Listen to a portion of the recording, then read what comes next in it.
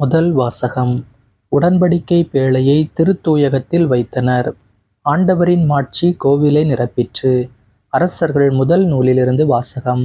8ஆம் அதிகாரம் 1 முதல் 7 மற்றும் 9 முதல் 13 முடிய உள்ள இறை வார்த்தைகள். அந்நாட்களில் சாலமோன் ஆண்டவரின் உடன்படிக்கை பேழையை தாவீதின் நகர் சீயோனினின்று கொண்டு வர விரும்பினார்.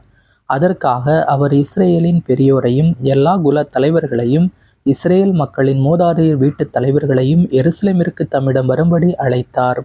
அதற்கிணங்க அவர்கள் அனைவரும் 7ஆம் மாதமாகிய ஏத்தானிம் மாதத்தின் பண்டிகையின் போது அரசர் சாலமோன் முன் கூடினர்.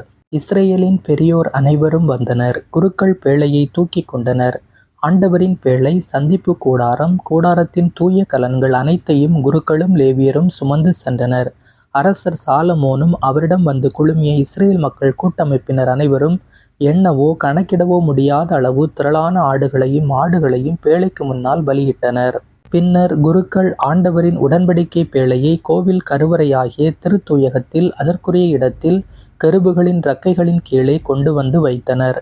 அக்கெருபுகள் பேழை இருக்கும் இடத்தில் தங்கள் 2 இறக்கைகளையும் விரித்து பேழையையும் அதன் தண்டுகளையும் மூடியவாறு இருந்தன.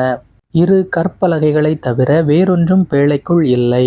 இஸ்ரேல் மக்கள் எகிப்து நாட்டிலிருந்து வெளியேறிய பொழுது அவர்களோடு உடன்படிக்கை செய்து கொண்ட ஒரேபு மலையில் மோசே அதற்குள் வைத்தவை அவை. குருக்கள் தூயகத்தினின்று வெளியே வருகையில் ஒரு மேகம் ஆண்டவரின் இல்லத்தை நிரப்பிற்று. அம்மேகத்தின் பொருட்டு குருக்கள் திருப்பணி புரிய அங்கு நிற்க இயலவில்லை. ஏனெனில் ஆண்டவரின் மாட்சி அவர் இல்லத்தை நிரப்பிற்று. அப்பொழுது சாலமோன், ஆண்டவரே, நீர் கரிய மேகத்தில் உறைவதாக கூறினீர். நீர் என்றென்றும் தங்கி வாழ உயர் இல்லம் ஒன்றை உமக்காக நான் கட்டியுள்ளேன் என்றார். ஆண்டவரின் அருள்வாக்கு. இறைவனுக்கு நன்றி. பதிலுரை பாடல் பல்லவி. ஆண்டவரே, உம் உறைவிடத்திற்கு வல்லமையோடு எழுந்தருளும். ஆண்டவரே, உம் உறைவிடத்திற்கு வல்லமையோடு எழுந்தருளும். திருப்பேழை எப்ராத்தாவில் இருப்பதாய் கேள்விப்பட்டோம். வனவெளியில் அதை கண்டுபிடித்தோம். அவரது உறைவிடத்திற்கு செல்வோம், வாருங்கள். அவரது திருவடி தாங்கி முன் வீழ்ந்து பணிவோம். பல்லவி. ஆண்டவரே, உம் உறைவிடத்திற்கு வல்லமையோடு எழுந்தருளும். ஆண்டவரே, நீர் உமது வல்லமை விளங்கும் பேழையுடன் உமது உறைவிடத்திற்கு எழுந்தருள்வீராக. உம் குருக்கள் நீதியை ஆடையென அணிவார்களாக. உம் அன்பர்கள் அக்களிப்பார்களாக. நீர் திருப்பொழிவு செய்த அரசரை உம் ஊழியராகிய தாவீதின் பொருட்டு புறக்கணியாதேயும். பல்லவி. ஆண்டவரே, உம் உறைவிடத்திற்கு வல்லமையோடு எழுந்தருளும். அல்லேலூயா. இயேசு விண்ணரசு பற்றிய நற்செய்தியை பறைசாற்றினார். மக்களிடையே இருந்த நோய் நொடிகள் அனைத்தையும் குணமாக்கினார். அல்லேலூயா. நற்செய்தி வாசகம். இயேசுவை தொட்ட அனைவரும் நலமடைந்தனர்.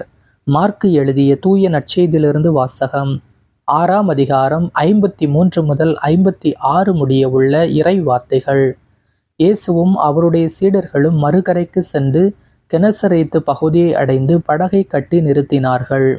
அவர்கள் படகை விட்டு இறங்கிய உடனே மக்கள் இயேசுவை இன்னார் என்று கண்டுணர்ந்து அச்சுற்று பகுதி எங்கும் ஓடிச் சென்று அவர் இருப்பதாக கேள்விப்பட்ட இடங்களுக்கெல்லாம் நோயாளர்களை படுக்கையில் கொண்டு வர தொடங்கினார்கள். மேலும் அவர் சென்ற ஊர்கள், நகர்கள், பட்டிகள் அனைத்திலும் உடல்நலம் குன்றியோரை பொது இடங்களில் கிடத்தி அவருடைய மேலுடையின் ஓரத்தையாவது அவர்கள் தொட அனுமதிக்குமாறு அவரை வேண்டினார்கள்.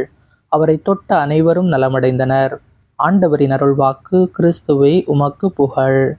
இன்றைய சிந்தனை. இயேசு கெனசரேத்து கரையில் இறங்கும்போது மக்கள் அவரை அடையாளம் கண்டு அவரை நோக்கி விரைந்து செல்கிறார்கள். இதுவே மனித மனதின் உண்மையான தேடல். காரணம், இயேசுவின் நற்பணிகள், குணப்படுத்தும் சக்தி மற்றும் இரக்கம் மக்கள் உள்ளங்களில் ஆழமான தாக்கத்தை ஏற்படுத்தியதே ஆகும். மேலும் மக்களின் விசுவாசம் அவருடைய ஆடையின் விளிம்பை தொட்டாலே போதும் என்பதே. அவர்கள் எதிர்பார்த்தது பெரிய மாயாஜாலம் அல்ல, ஆடையின் விளிம்பு மட்டுமே. இந்நிகழ்வில் மக்கள் தங்களது பலவீனத்தால் முடங்கி விடவில்லை, இடையூறுகளால் தடைபடவில்லை, கூட்டத்தால் பின்னடைந்து விடவில்லை. மாறாக மக்கள் அவரை நம்பிக்கையுடன் தொட்டார்கள், குணமடைந்தார்கள். எனவே இயேசுவை தொட வேண்டும் என்ற ஆர்வமே நமது கிறிஸ்தவ வாழ்வின் நம்பிக்கை. இயேசுவுக்கே புகழ். இயேசுவுக்கே நன்றி.